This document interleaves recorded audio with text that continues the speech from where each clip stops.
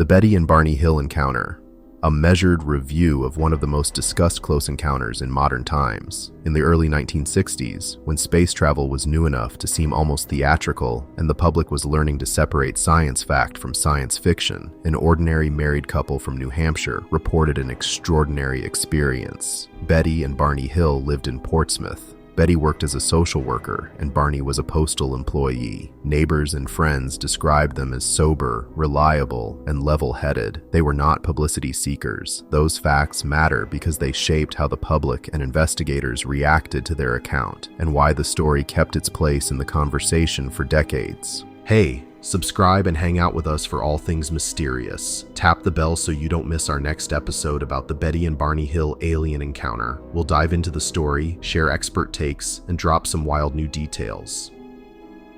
The event occurred on the night of September 19th, 1961. The Hills were driving south after a vacation in Canada, having visited places such as Niagara Falls and Montreal. The trip home led them through the quiet roads of rural New Hampshire and into the White Mountains. It was late and the sky was clear. While Barney was driving, Betty noticed a bright light moving across the sky. It's a beautiful night, isn't it? Sure is, just feels different out here. Different how? Listen. At first, she thought it might be a star or an airplane. You see that? I see it. It's moving too smooth for a plane. Hold on, let me get it in the glasses. It's changing directions. Keep watching it. But the light behaved oddly. It changed brightness and direction in ways that did not match normal aircraft or visible planets. As they drove, the light seemed to follow their car. At times, it appeared to grow larger and closer. Barney was skeptical at first, which is useful when you are being followed by a suspiciously bright object. It's not a star, it's a ship. Smooth metal all around and those lights circling it. Windows, there are shapes in there, watching us. It's dropping into the clearing. Remember this, every detail. Nevertheless, he began to pay attention. They stopped several times and used binoculars to get a better look. In their later accounts, the object looked like a flattened, disc-shaped vehicle with rows of openings that might be windows or panels. It moved silently and appeared to alter course quickly and precisely. This unexpected movement heightened the couple's concern. At one point, the object descended closer to the road near an area called Indian Head. Barney got out of the car and observed it through binoculars.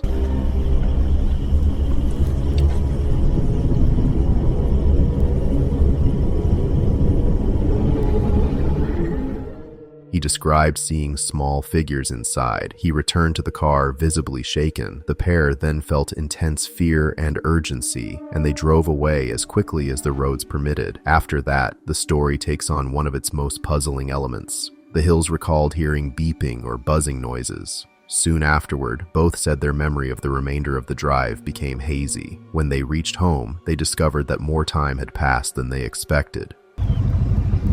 You okay? I think so. Feels strange. Yeah. Let's just get home. Passed than they expected. The trip had taken nearly 2 hours longer than it should have. They also noticed physical details that seemed out of place, such as scuffed shoes, torn clothing, and watches that had stopped working. These anomalies added to their distress. Over the following days and weeks, both Betty and Barney experienced anxiety and disturbed sleep. Betty began to report vivid dreams in which she was taken into a bright space and examined by small, grayish beings with large eyes. Her dreams were unusually detailed and emotionally charged. Barney experienced stomach pain, trouble sleeping, and growing stress, although his memories initially were less complete than Betty's. Worried about their mental health, the Hills sought medical help. They were referred to Dr. Benjamin Simon, a psychiatrist well regarded in his field. Dr. Simon used hypnosis as a clinical technique to explore the roots of their anxiety. We saw something in the sky, something we can't explain. It felt like time just vanished. Let's explore what happened together. I will hypnotize you now. Watch the watch, and don't be afraid. In that era, hypnosis was commonly used to help patients recover memories and process traumatic experiences, especially for people whose symptoms suggested repressed or unclear events. Under hypnosis, the couple provided separate accounts that shared many notable similarities. Both described being taken from their car into a craft by small humanoid figures with large eyes and gray skin. They recalled examinations that involved lights and instruments and felt intrusive but not overtly violent.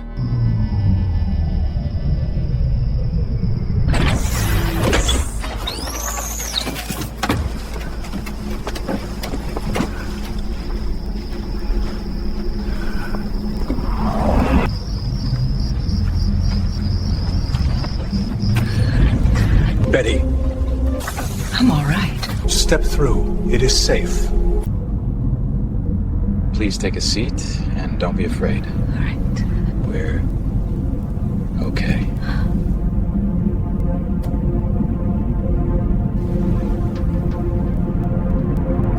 Betty reported that one of the figures presented a map of stars, which she later drew from memory while still under hypnotic suggestion. This is where we come from. A twin sun system on the edge of your Orion arm. We call it Zeta Reticuli. Our world circles these stars here. The drawing showed connected points that some researchers later tried to match to known star systems. Another detail the Hills emphasized was the mode of communication. They said the beings conveyed thoughts directly rather than speaking aloud. The beings were described as curious, clinical, and methodical rather than hostile. According to the Hills, they were returned to their car and told to forget the event before continuing their drive home. When the couple's account became public, it drew a mix of fascination and criticism. Skeptics and scientists raised several possible alternative explanations. Some argued that memories recovered under hypnosis can be influenced by suggestion, by the patient's own dreams, or by cultural images from books and films. Others noted that the Hill narrative contained elements familiar from popular science fiction of the time. Yet supporters of the Hills pointed out that they did not seek to profit from their story, that they appeared genuinely upset, and that they remained consistent in their accounts over the years. Those contrasting reactions helped to keep the case in public discussion. A particularly intriguing piece of evidence in the case is the star map Betty produced. Years later, an amateur astronomer, Marjorie Fish, tried to interpret the drawing by mapping the pattern to actual star systems. Fish suggested that the map could correspond to stars in the Zeta Reticuli area when viewed from a different perspective. Her method involved rearranging the pattern in three-dimensional space and comparing distances between stars. The proposed match generated both interest and controversy. Some researchers saw it as suggestive, while others pointed to uncertainties and the subjective nature of pattern matching.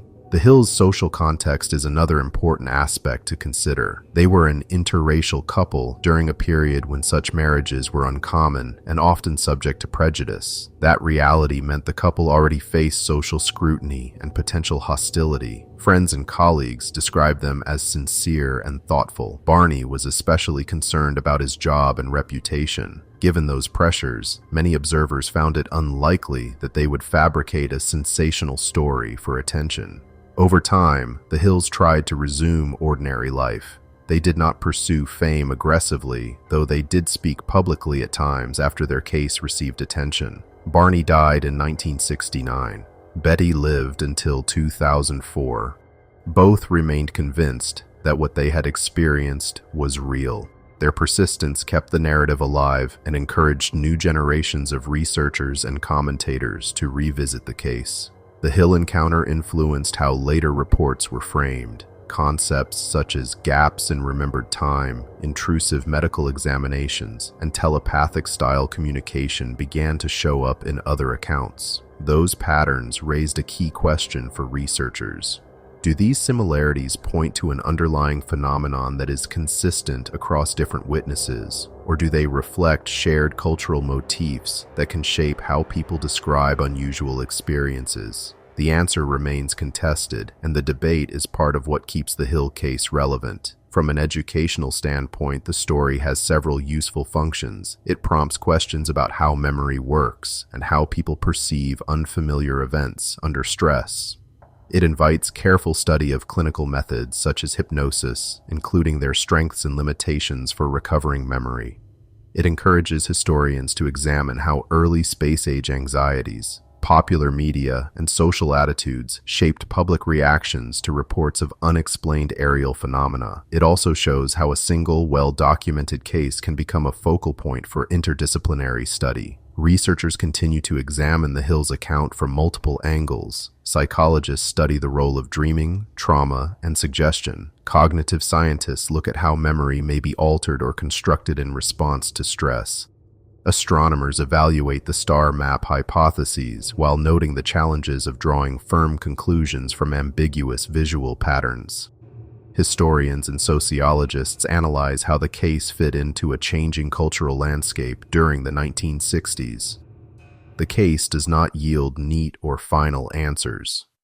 Those who believe the encounter reflects contact with visitors from a far point, to consistencies in the couple's accounts, and to physical traces reported at the scene. Those who prefer natural explanations stress how memory can be influenced by emotion, suggestion, and cultural imagery. Both perspectives highlight the importance of careful, methodical investigation and of acknowledging uncertainty when evidence is incomplete or ambiguous. What makes the Hills story especially valuable is that it combines ordinary human lives with an event that challenged their sense of reality. Whether one interprets their experience as an encounter with otherworldly visitors or as a compelling instance of how the mind responds to stress and unusual stimuli, the account invites respectful curiosity. The Hills did not demand blind belief. They reported what they experienced and allowed others to evaluate it with the tools available. In the end, the story of Betty and Barney Hill remains a case study in how personal testimony, medical practice, cultural context, and scientific inquiry intersect. It reminds us that near-ordinary moments can lead to enduring mysteries, and that the search for understanding benefits from calm, careful examination rather than sensationalism. And if nothing else, their experience proves that a routine drive home can become material for lifelong debate. If you are looking for a tidy conclusion, you will not find one here. What you will find is a richly documented episode that continues to teach us about memory, evidence, and the enduring human habit of trying to make sense of what lies beyond everyday experience.